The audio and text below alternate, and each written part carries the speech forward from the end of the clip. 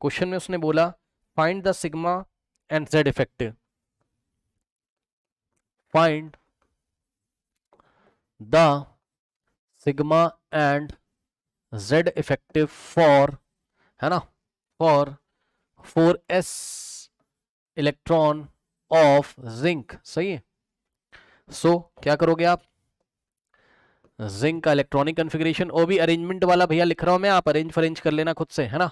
ध्यान सुनो, 1s2 normal तरीके से लिख के अरेंज करोगे पहले तो 2s2, फिर 2p6, नेक्स्ट आएगा आपका 3s2, फिर आएगा आपके पास क्या 3p6, है ना, फिर आएगा आपके पास 3d10, फिर आएगा आपके पास 4s2। ओके, ये हो गया। अब बच्चों उसने क्या बोला आपसे, find the sigma and Z effective for 4s, 4e नहीं है यार, 4s है,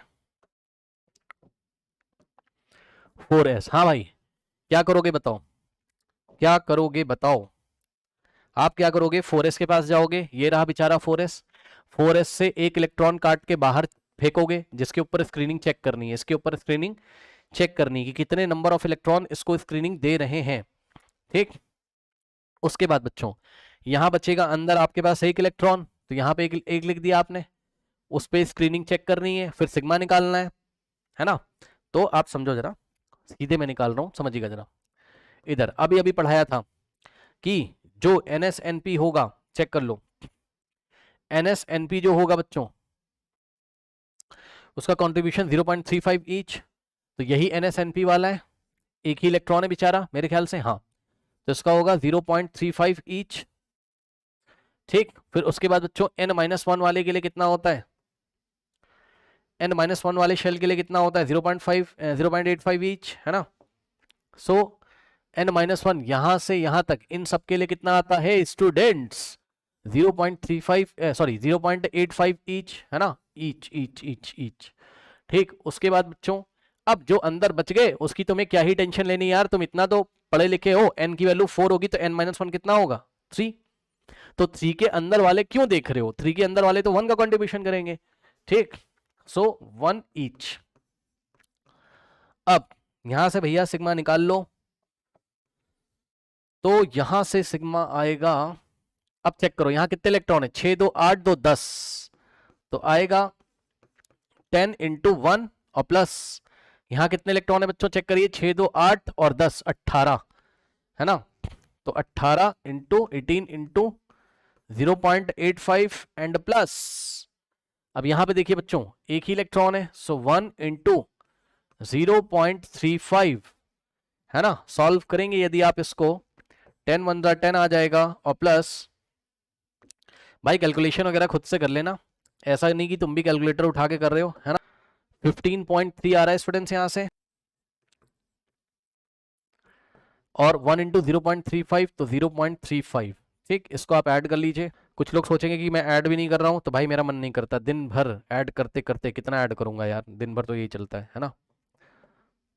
कॉन्सेप्ट में आपके क्लियर कर दे रहा हूं, आप ऐड वैड खुद से कर सकते हो। 25.65, ठीक, 25.65 यहां पर आ रहा है। अब सुनो बच्चों, ये तो आ गया तुम्हारा सिग्मा, सिग्मा कितना आ गया स्टूडेंट्स तुम्हारा 25.65, ठीक है ना।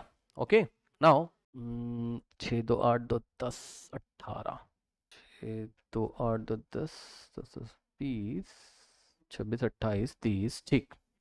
नाउ अब ध्यान दीजिए स्टूडेंट्स, यहां पर देखिए, अब आप निकाल लीजिए जेड इफेक्टिव, क्या नहीं निकाल पाओगे, ठीक, 8 होगा, कहां पर 8 होगा, कहां पर 8 होगा भाई, यहां, यहां 8 होगा, ठीक तो है, ठीक है भैया, ठीक है ठीक है ठीक है। ओके, नाउ अब यहां से आप जेड इफेक्टिव निकाल लोगे, yes sir, Z minus sigma, Z कितना है बताओ इसका, जिंक का Z atomic number 30 minus sigma 25.65, answer निकाल लो भैया, जेड इफेक्टिव कितना आएगा यहां से 30 माइनस 25.65 आ गया 4.38। अब इसको इंटरप्रेट करो, इससे क्या समझ में आता है तुम्हें, ठीक, इससे क्या समझ में आता है तुम्हें, 4.38 आ रहा है यार, हाँ ठीक तो है,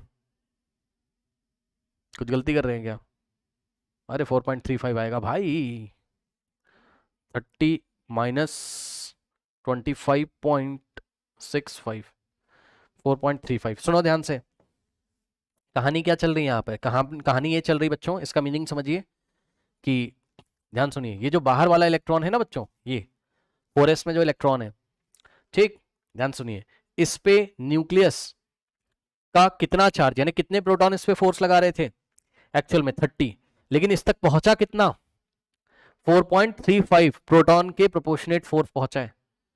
ऐसा लग रहा है कि इसके ऊपर 4.35 प्रोटॉन के प्रोपोर्शनेट फोर्स लग रहा है।